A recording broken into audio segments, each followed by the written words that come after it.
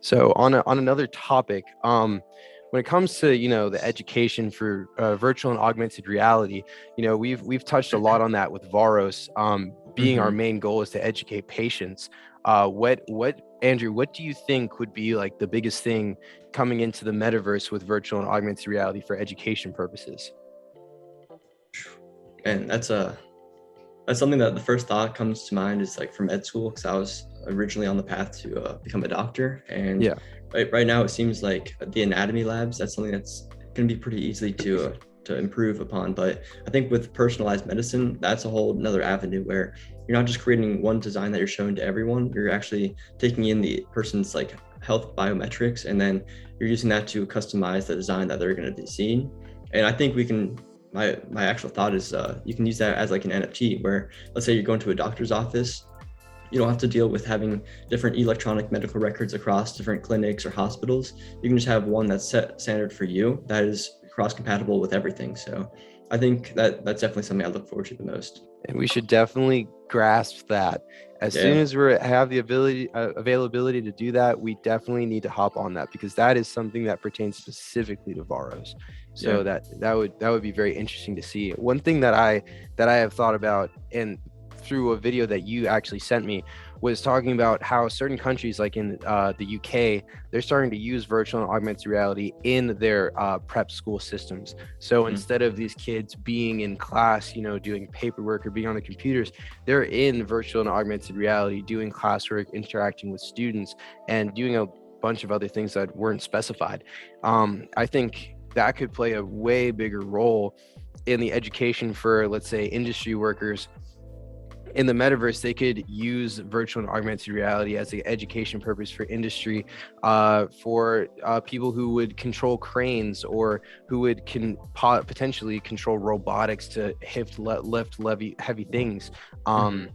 I think there's so many avenues that can be taken with the education portion of virtual and augmented reality in the metaverse. It's kind of endless. Alex, Yeah. what do you think?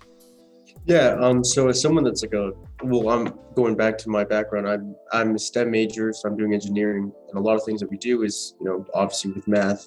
So one thing that I think is really useful, especially as like a visual learner, is being able to put on augmented reality glasses or virtual reality glasses, and then see how these equations that you see on paper that really don't mean much to like most people, they can see it on like a graph or a 3D model or something like that. I think that's what a lot of people would like be able to learn a lot better through that. It's a lot more efficient, especially when you're looking at things that it's really hard to imagine. There's a lot of classes that involve electricity, and you're thinking about protons and electrons.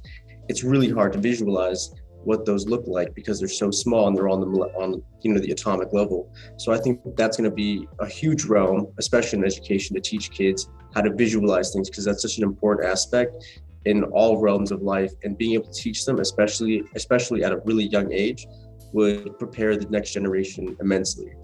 I 100% agree with that.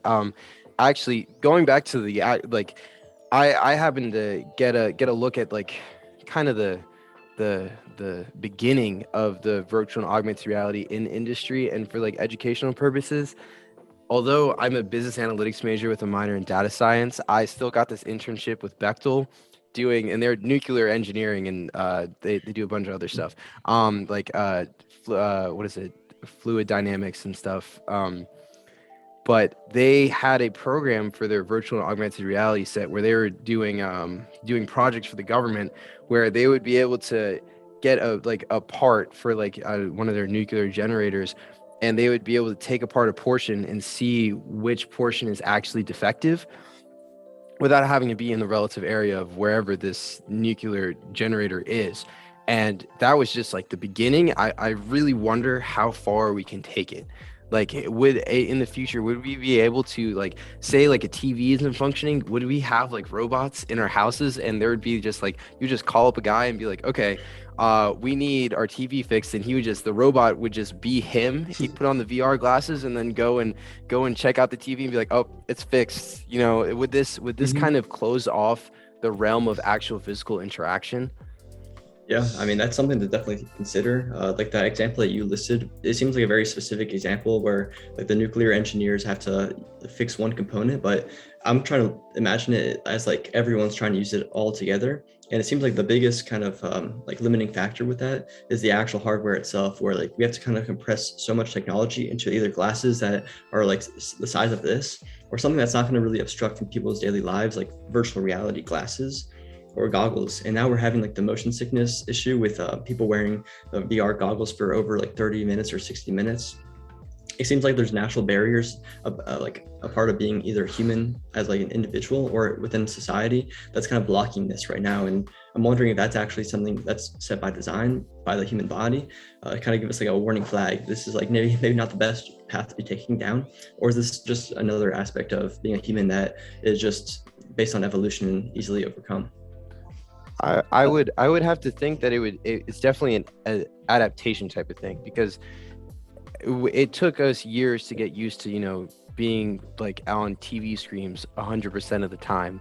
Like back in the early 30s and 40s, you didn't see parents or adults using a TV screen for their usual forms of entertainment regularly.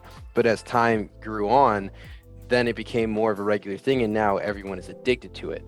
So in that same instance, it's going to take us a while to be able to adapt to a new form of technology that technically distorts what we're really seeing. And obviously for the first generation, it's going to be kind of dysfunctional. But as generations kind of progress, it's going to get easier and easier, because it'll be more Definitely. introduced at a younger age.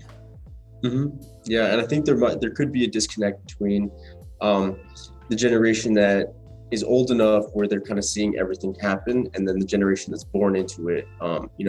We were kind of born in the situation where kids, I had my first flip phone maybe in like 6th grade, and the iPhone didn't come out maybe until like 2 years later, something like that. Yep. So and after, I remember being in high school and kids that were my age when I got my first phone, they had iPhones. And now thinking of anyone that doesn't have an iPhone or something that isn't a smartphone that's kind of mind-boggling. Even when I talk to my parents about it, so like they still have issues like sending emails with attachments and stuff like that. So I wonder if our generation, since we kind of bridge the gap between non-smart devices and smart devices, I wonder if we're going to be able to understand everything, or if we're going to be kind of a replicate of what our parents are.